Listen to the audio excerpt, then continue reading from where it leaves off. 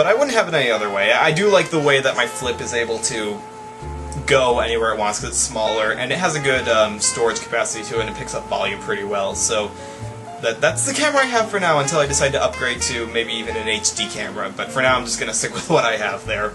I can't really afford anything else at the moment, so I don't mind sticking with what I have. But that's not what you came to talk about. You all came to hear what's going on in cartoon news this week. For the most part, it's been, some of it's been affected by some DVD releases coming out. The other bit is affected by the whole release with The Dark Knight Rises, which is making all the money, just saying out there. The Dark Knight Rises is making lots of money, setting chart records and knocking everyone else off the charts, and it will have your money too before the whole month is over. So that's that.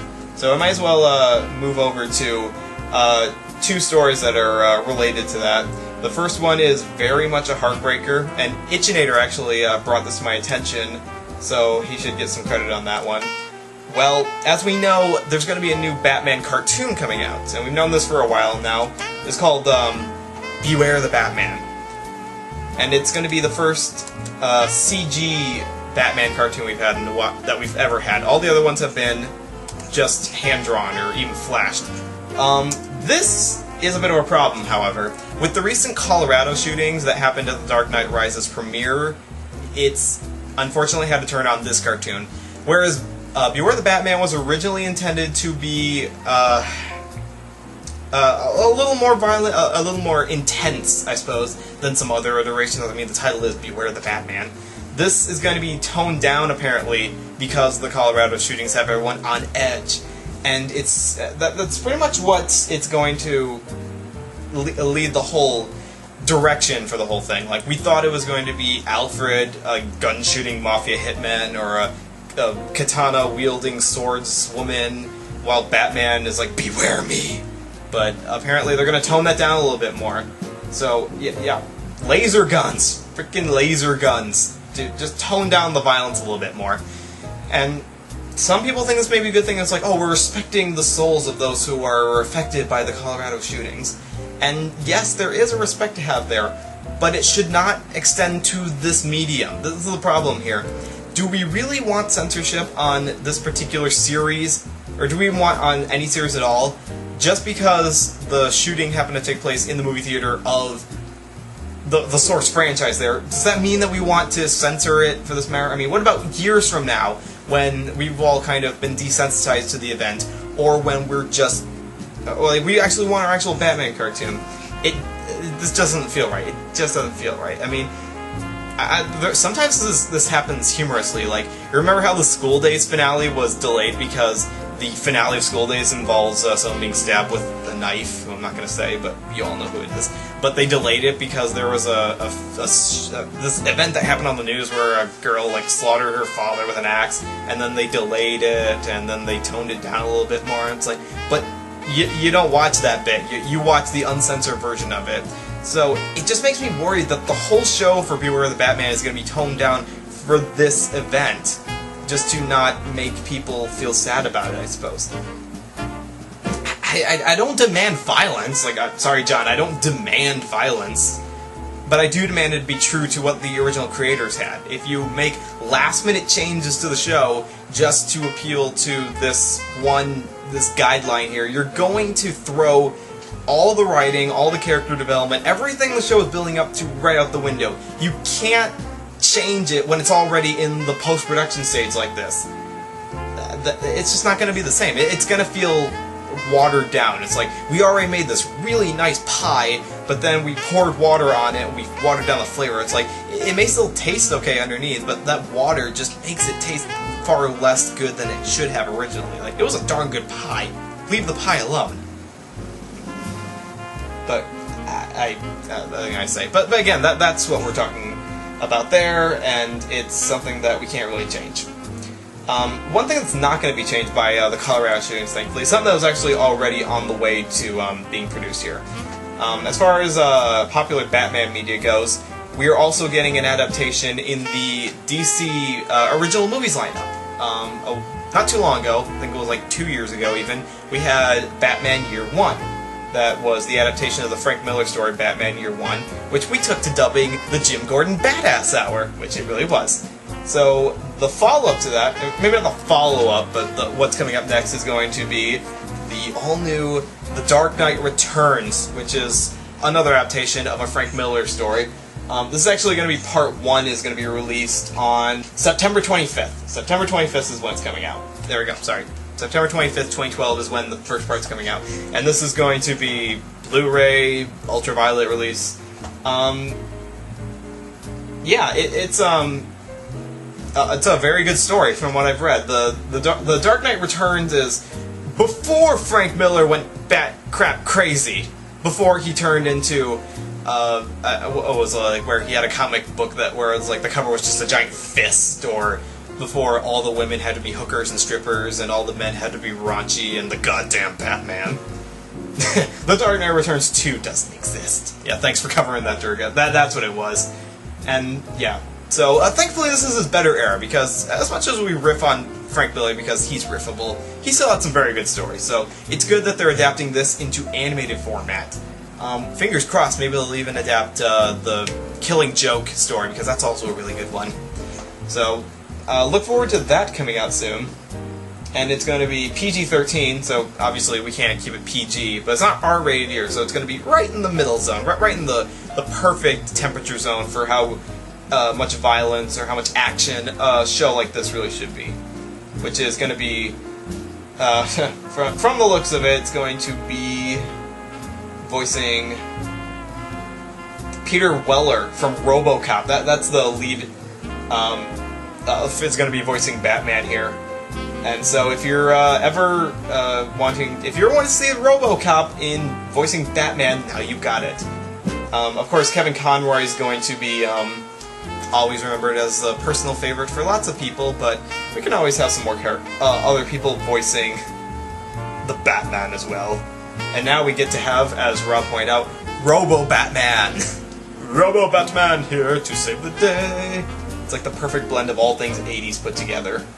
So if you know anything about the Dark Knight Returns story, look forward to that. And the, just to follow up, the Dark Knight Returns Part 2, because we all know that when that's coming out, will be released in early 2013. So look forward to that, because that's going to be super duper awesome.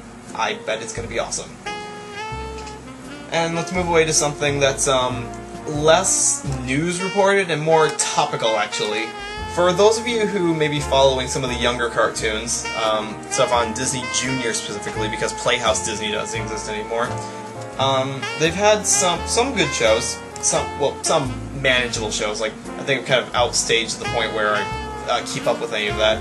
But one in particular called Doc McStuffins, which is a CGI show devoted to the world of veterinarianness and being a doctor, basically, because the lead character is an African-American girl who is a doctor to her toys. The reason this would bring up is like, oh, it's a cartoon about a girl who saves toys. What's so big about that? It's like, well, the lead character is African-American, an African-American girl who happens to be a high source of inspiration to the people who watch it. And again, that alone wouldn't get anyone's attention here. The fact that the New York Times decided to run an article on it kind of did grab some people's attention there. And I think it's worth noting a bit here, only on the topical end of it. Simply because Disney's been renowned for some amounts of racism in their past and also trying to cover it up. The fact that they have been able to appeal to a lot of people, predominantly children and their families as well, with a character who happens to be African American, seems to be making a lot of people really, really happy. And I also know that this is a bit of a step because Disney also did not have a lot of black animators for a long time. When, back in the 70s and 60s, when Ralph Bakshi was trying to get ahead in the independent animation industry, he was able to grab a lot of black animators because Disney did not have a lot of employment for them at the time. In fact, his film Coonskin or Harlem Nights employed a lot of African-American animators and artists because it was where they could find work in animation.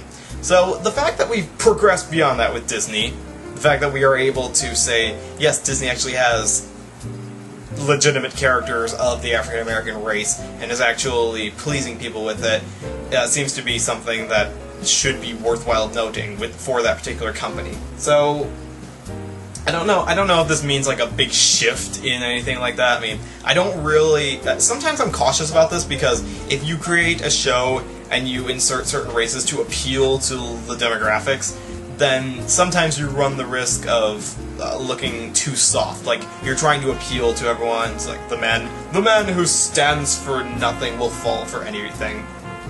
So, the fact that this happens is... it's noteworthy, I suppose. And I personally will not be watching the show, because, again, I've kind of outgrown Playhouse Disney, or Disney Junior, or stuff like that. I'm even skeptical on some of the Disney cartoons altogether. Except Motor City. Watch Motor City. Motor City is awesome. At the point there, the fact that people actually are latching onto this as a positive thing is good for Disney's publicity there, and hopefully will show also a shift, because except for maybe like Dora the Explorer, having non-white lead characters in children's programming has always been a little questionable. I don't know if it's because kids are racist or not. I think racism is learned and not inherent, but again, it's noting that it's being received positively, and also the fact that I think it's a character who happens to be African American. And the fact that John in the chat actually approves of this gives it 2 thumbs up. Give 2 black thumbs up. Although my hands are white as they can be. And so that's just a small topical thing there. So if you want to know how Disney's doing on their PR department, now you know. And finally, one last thing that this only interests me more than it probably does most other people is the fact that, okay, I was at the store the other day looking at just whatever animation DVDs were out. They had Adventure Time on DVD, they had Thundercats and stuff like that. But one thing I've noticed that stores always seem to stock up on are Looney Tunes collections. Just collections of like 30 or 40 of the Looney Tunes shorts all packaged together. And I'm not surprised, because they're releasing it again. They're releasing more of it again.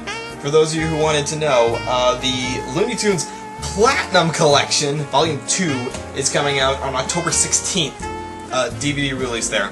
And I could just leave this as just like a normal announcement for, like, say, more Looney Tunes being released, but this kind of bugs me a little bit. Not the fact that Looney Tunes is being released, because it's a darn good collection of, like, it's like a mind well of all sorts of animation styles that were predominant in the time period. It's like groundbreaking for when they were created there. And it's not just the fact that it's Blu-ray, it's like, yay, Blu-ray. It's like, I do like the fact that they're keeping Looney Tunes popular enough to be released on Blu-ray. Okay, the problem is that all these Looney Tunes releases are not in chronological order. The way they're releasing them is always in, like on this one here, is always, they take select cartoons from all different animators, all different decades, all different characters, and they group them in these collection sets there. So you can't have... if you want all the Looney Tunes shorts, if you want them all, you have to hunt down each individual volume collections, and you're going to have ramshackle discs all over the place there. One disc is going to have like 5 shorts from the 1930s, 5 from 1942, a couple from 1937 or something like that. Lots of different directors, lots of different characters there. And how I liked it, how I prefer they release stuff like this, is like, say, could you possibly release them by year, or even by like every 5 years? Like I can look at an example here, and this is well, MGM, but almost the same here. This is the Tom and Jerry Deluxe Anniversary cartoon here, and it is very nice. It is a very good collection of lots of different cartoons. The only problem is that the 30 that they have listed here are from lots of different decades, and lots of, I mean, they're all just all over the place, is the problem. And for diehard collectors like myself, who like to have a whole show or a whole collection to themselves, it's nice if they release them in year format. Like, is that too much to ask? And that would be really nice. That would be really nice if they could do that. So the fact that Warner Brothers is taking on themselves to do this deluxe diamond edition release for Looney Tunes, in Blu-ray format nonetheless, but still kind of just irks me a little bit there. But honestly, I can't do anything about it, because Looney Tunes has always been grouped by their good shorts and then by their lesser-known shorts. Not by the year particularly, not even by the director entirely, but just how successful or how remembered they are. Like, you have select Bugs Bunny cartoons, select Daffy Duck cartoons, select Pepe Le Pew cartoons, and so on and so forth, that are like the best of the whole thing. Regardless of who the director was, regardless of what year it came out in. And that's how they're released. That's how they get their money. That is how they get their money. And it'll probably keep doing that. They will keep doing that. So, if anyone out there is listening, please consider releasing theatrical shorts by year instead of by these ramshackle collections instead. Because that would make me really happy.